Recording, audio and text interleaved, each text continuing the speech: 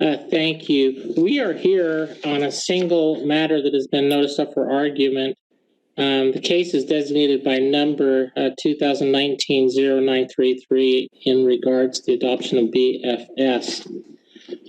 We welcome you, Mr. Litchfield, and we recognize that we're doing this via video and pursuant to the Chief Justice's administrative order related to the COVID virus. And we appreciate you doing this somewhat different than we usually do. We hope that you'll find that you can make all the arguments you want here, just as you would before our court in normal circumstances. We would allay any concerns you might have, that if we have any technical difficulties that might have prejudice visited upon you. We assure you that if there are any technical difficulties, we'll work around them and be flexible to the extent that we can make sure we hear all of your arguments. This case is also remarkable in that, as we have just mentioned, there is no appellee in this case. There's nobody arguing against your appeal. We are also aware that there are two other appeals pending, and perhaps it'd be best just on the record for me to make a note of their case numbers. One is in the adoption of BN, which is 2019-0929. The other is in regards to the adoption of BP, case 2019-0934. We just wanted to let you know, Mr. Litchfield, that we are going to be considering all three of those appeals today. We just designated one for our oral argument. And given that there is no opposing side, we have no problem with you, if you need to, talking about the differences between the three of them, if you wanted to address those. But do you have any questions before we proceed? I don't think so. On two of those cases are virtually identical. One of them, the judge ruled slightly differently. And I just prepared for the one case, and so I'm not quite as up on the argument as I would have been. Right. But I'm sure I'll be fine. Yeah. Yeah. Okay. Judge Appleby. So before we get started, Mr. Litchfield, I wanted to ask you, what is the status of each of these adoptions at this point? Are these children in legal limbo right now? Can I, Judge Appleby, you began that phrase with "before we get started," which I think has teased Lisa into not starting the clock. Oh. Okay, the clock is now started. You may answer the question if you remember it, Mr. Litchfield. Your Honor, I believe that these adoptions have been finalized in other states. I'm not positive about that, and I didn't check before this hearing. But it's the kind of case. These are the kind of cases that, because of the nature of the case and unopposed, and these are almost transactional cases, and so I felt like I needed to appeal these. What we really needed on all three of these was to have an order so that we could get a copy of the birth certificate, so they could finalize in these other states. Utah doesn't appear to need a birth certificate, but these other states wanted to have a birth certificate in the file, and nobody was able to get that. And so that's why these were filed. But Mr. Litchfield, then how are these cases not moot? Because they by the fact that there's three of them, we can see that this is the kind of thing that will come up again and again and again. And it fits that exception to the mootness doctrine.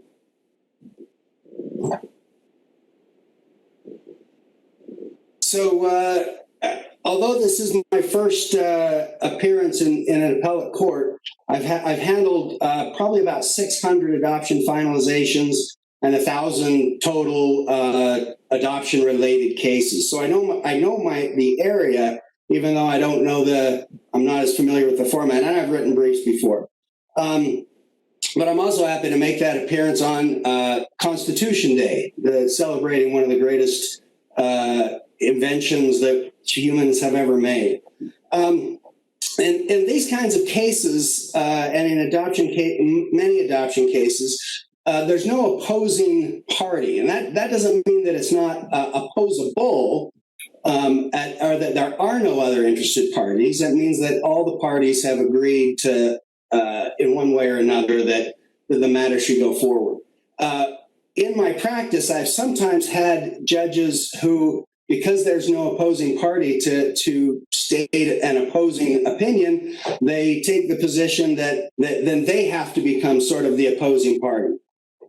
And so even though it's great to have to appear in front of the panel and have no appellee, the concern always is that as you guys, your honors, think about the case and weigh the considerations, it's actually you that comes up with the counter arguments, and that's always a concern. But I'm sure with this panel that's going to be fine, and I know this each of you judges well, so I'm not too worried about that. One of the Mr. Litchfield, may I inquire? It struck me right away that all of these cases, and another one or maybe more than one that you allude to in your brief, involve the exact same district court judge. I assume the system is not stacked so that all of your clients' petitions are automatically routed to him. Do I correctly infer that with all other judges in the state before whom you've brought similar petitions, there has not been the same kind of resistance offered by the judge as was offered here? The reason they're all the same is because I filed them in Tooele, which was part of the 3rd district, and so I was using Tooele at the time as to file some of these routine matters. These are particular to Judge Bates, but I've had a lot of judges on these kinds of things require me to write a brief on summary on subject matter jurisdiction, and I've actually gotten kind of good at writing that brief because I've written it a number of times. And then it seems like there are a number of judges in the district court, probably in the 2nd, 3rd, and 4th districts in particular, who are trying to find a way not to handle cases involving a child who was born in one state, placed with a Utah agency, and then to be adopted by a family in a 3rd state. And that's another reason why I brought this, is because I'm seeing a more general trend toward this. And as I say, when they say, we don't know if we have subject matter jurisdiction, I say, oh, you assuredly do. And you're not supposed to bring up venue and personal jurisdiction. And then they proceed at that point generally. Can I inquire a follow-up? Sorry, Judge Toomey or Judge Appleby, I started my sentence before I saw your hand. Given the fact that these cases that we don't have children in legal limbo, and I was very reassured to hear that as far as you're aware, the adoptions have moved forward and they're done. I take your argument that given the nature of these and the short time frames that we like to see happen in adoption cases, although technically moot, deciding one or more of these cases would be appropriate under the exception that you alluded to. Given that there is no great rush, and that there are apparently perceived interests of the state of Utah relative to facilitating an adoption between basically strangers to the state. I mean, you do make the point in your brief that your client is a corporate citizen of Utah and is proud of its national coverage, but insofar as there is a legitimate concern about a Utah agency and Utah courts being involved in facilitating the adoption of non-Utah babies conceived and born of non-Utah parents and placed with non-Utah adoptive parents, would there be any great opposition on your part to our taking a pause and perhaps inviting the Attorney General to weigh in on this, and give the Attorney General a chance to be heard if there is a perceived concern about Utah messing where it shouldn't be messing? Judge, if you think that's a wise idea, then I think that's a wise idea. I don't have any problem with that.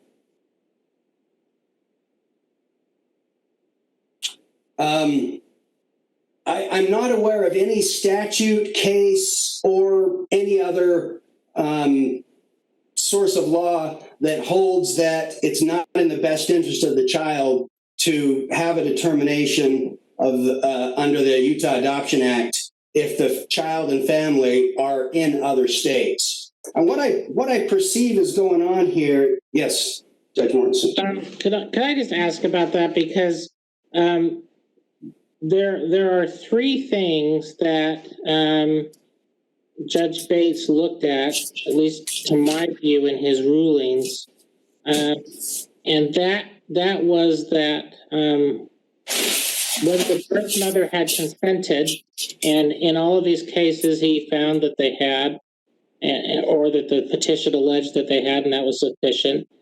There's a requirement the agency be willing to take custody of the child, and he didn't have a problem there. It seemed to be best interest, and in that, he said he had to look to 78B6102 to determine the health, safety, and welfare of the child and the moral climate of the potential adoptive placement.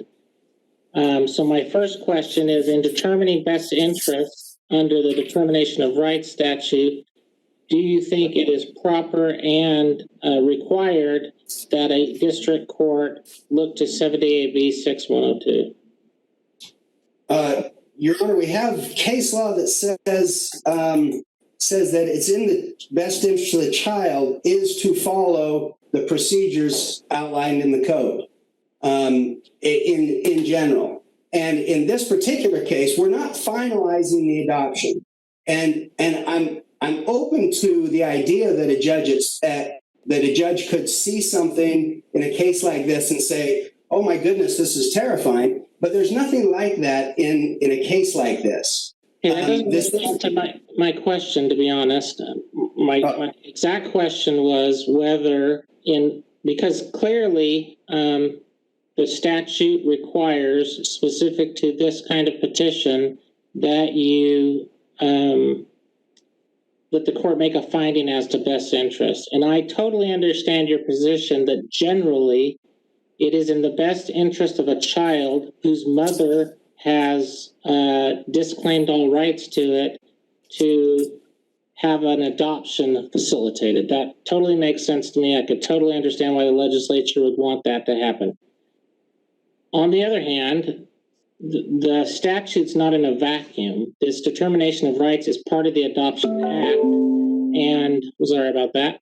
The adoption, or the Adoption Act then has this 78B6102 that talks about the health, safety, and welfare of the child and the moral climate of the potential adoptive placement. So my question was, are those synonymous, best interest in the determination of rights statute and 78B6102? Your Honor, 102 subsection 2 actually incorporates pursuant to the requirements of this chapter. And I think, and in this kind of a case where we're not finalizing the adoption, we're not deciding whether the placement is in the best interest of the child and whether it's ultimately now and forever going to be in the best interest of the child. Well, I think that what 102 requires in this case is a determination that it is to realize that the determination itself is in the best interest of the child. Well, it seems to me that what Judge Bates was saying is I can't make a determination based upon your petition about the potential placement because I don't even know who the adoptive parents are. To me, that seems to be a disconnect in the determination of rights context, because we aren't actually talking about the placement of the child in the adoptive home necessarily. we are talking about the placement of the child with the agency, right? Yes. And specifically whether the birth mother's rights are terminable, whether the birth father's rights are terminable, and whether the agents and the fact that, which is by operation of law, that the agency has custody and control of the child, which in this case is what we needed, was that part so that we could share that with vital records in Michigan. Let me ask you kind of a go ahead, Judge Appleby. It just gets back to my earlier question. Maybe you better follow up on what you're discussing right now so that we don't cause Mr. Litchfield to lose his train of thought. Well, in connection with that, I have this question. The court, it appeared to me, was just looking at your petition, saying your petition doesn't contain sufficient information for me to make a best interest analysis, and therefore I'm dismissing the petition. I guess my question is, if a district court is truly concerned that insufficient information hasn't been given to the court, is dismissal the right course, or does the court say your petition, while having the tree branches, I need to see the leaves, so I'm denying your petition for now, I'm not dismissing it, I won't sign a final order, you have to give me further information, either by affidavit, for example, or an evidentiary hearing where you could bring evidence sufficient to satisfy the mind of the court. Do you think that's what should have happened, or are you just saying that absolutely this is a ministerial act, and by simply reciting the elements of the statute, the district court is discretionless in signing your order? I think that the court can and should ask for information that it needs that is not provided in a case like this. There certainly can be a request for information. There can be a hearing. There can even be an evidentiary hearing if that's required under the circumstances. In this case, or in two of these cases, I went back and asked I filed a motion to reconsider of some kind, and asked them and pointed out to the judge, this is what's going on, and provided some extra information. He didn't ask for any particular item, but that did not persuade him. If you don't mind, Judge Appleby, because let's tag on to his last thing. In two of the cases you did do that. You did a motion to alter or amend, which I'd like to commend you on, because such a motion actually exists, whereas a motion to reconsider doesn't. So that's great that you did the proper thing. However, in the one case, I guess we'll call it In Re BP, you didn't make that motion. And here's my question on that. When you made the motion to alter or amend in the two cases, the court did a memorandum decision explaining why it didn't want to do that, and it denied your motion. But in those cases also, the ruling says the petition to determine rights is therefore denied and the petition is dismissed. In the case of BP, the court says the petitioner's request to determine rights is therefore denied. I don't see, and I looked real quick, and luckily it was the shortest record of the three, I don't see an order dismissing the petition in Re BP. Does it exist? I'm not aware of anything besides what you read, but I took denied as being the petition's over. That's the end of that case. If we viewed that differently, that might not be a final order, and we might not have jurisdiction in that case. Do you recognize that? I recognize that. I hadn't noticed that subtle difference between denied and dismissed and just denied. Okay. Judge Appleby, I am done. Sorry about that. It's all right. So I agree that with what Judge Mortensen said about motions to reconsider not being recognized in the rules of civil procedure. In fact, the Supreme Court has called those the cheap grass of litigation. So, appreciate it. But what I wondered was whether, from a procedural standpoint, a Rule 65B petition might be a more appropriate means of getting Judge Bates to do what you're seeking to have Judge Bates do. I'm not familiar with 65B. Let me look at it real quick. 65B. It's a writ. So what Judge Appleby is asking you is, let's say, for example, we were to say, hey, all of these cases are moot because they've been finalized. In other words, if a district judge denies these and the adoption goes through in a sister state, they will perpetually be moot. I guess under that circumstance, and I'm just thinking off the top of my head there, if it consistently evades review, on the one hand, you might argue, well, then it's not moot under that branch of mootness. Or I guess you could argue, if it continually evades review, maybe you don't have a just, speedy, and otherwise available remedy other than a writ. I think that's what Judge Appleby might be getting at. Thank you. So what would your answer to that question be, Mr. Litchfield?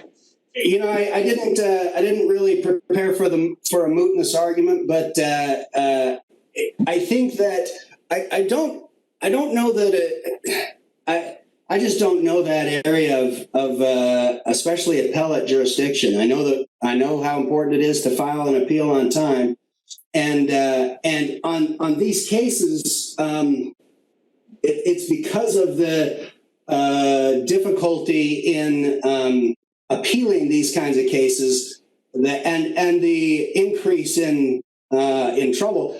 I mean, I think one of the reasons I haven't been in front of an appellate court is because when a judge says no, the least expensive and easiest thing is to figure out another way to accomplish what you're trying to do.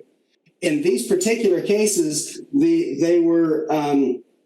his decision was final enough, and also he didn't really decide them on the merits of them as individual cases. He didn't say, you know, in this particular case, I'm seeing this problem. He said, it's never in the best interest of the child for a Utah court to make a determination, even when Utah law applies, when in this kind of a context where you have two other states involved and the connection is the agency. And so that's why, and I suppose I'm aware that you can file an extraordinary writ, but my perception is that that's, you know, you end up doing a ton of work right up front to get it in front of the court really fast, and that tends to be expensive and a bit chaotic. And on these, I said, look, we'll find another way to finalize them, but in the meantime, we really ought to appeal these and get a ruling that this kind of thing is not contrary to the best interest of the child. And in fact, it's specifically contemplated in the statute.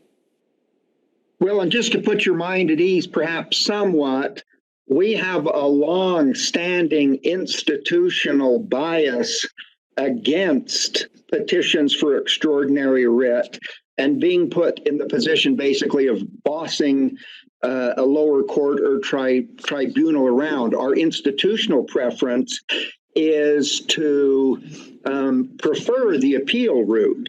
And many times over the course of the year, we will deny a petition for extraordinary relief for the specific reason that there would be a plain, speedy, and adequate remedy at law in the form of the appeal. Now, the one thing that I would have to say that makes the extraordinary writ avenue slightly more appealing here, and of course, it's awkward to invite counsel to do that because you end up suing Judge Bates. At least Judge Bates would have counsel, and we would have the benefit of having somebody argue the opposing side. That's what I was coming around to, is when we have those cases, we do have the district court judge typically represented by the court's general counsel. And so we will have the opportunity for someone on the other side. Occasionally that work will be farmed out to someone in the AG's office or even private counsel. But in the vast majority of those cases, that's part of the general counsel's work. So it's not as clear as it sometimes is, because we would have that added benefit of counsel representing the other point of view. But in the interest of fair and full disclosure, I'm on record many times over the course of a long stint in this job of being quite adverse to petitions for extraordinary writ, district court judges being sued, appellate courts bossing district court judges around outside of the context of an appeal. So I think it's a fair question. One will no doubt think about, but I would hate for you to go away thinking, oh, that's what I'm going to have to do going forward. That's not necessarily, it's not necessarily clear to me that that is a preferable option.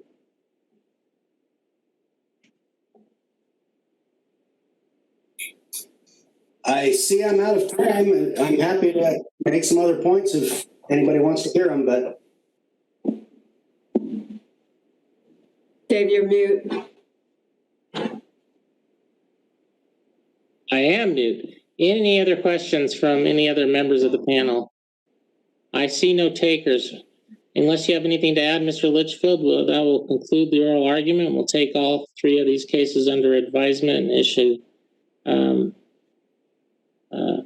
written opinions or orders as may be appropriate.